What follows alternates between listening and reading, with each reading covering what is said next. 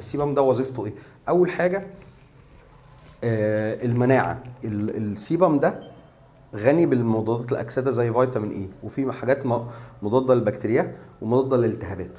فهو الافرازات دي كانها بتدي انتي اوكسيدنت طبيعي مضاد للاكسده. يعني السيرم اللي احنا بنحطه على وشنا ده مضاد الاكسده، هو سبحان الله ده ايه؟ مضاد اكسده طبيعي.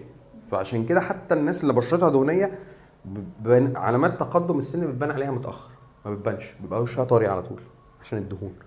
تمام. فبالتالي ده بيعمل ايه؟ حمايه للجلد بشكل طبيعي. طبعا ده هم بيعانوا طبعا من ايه؟ حبوب الشباب، لكن على الجانب الاخر مع علامات تقدم السن ما بتبانش عليهم بشكل سريع. تمام.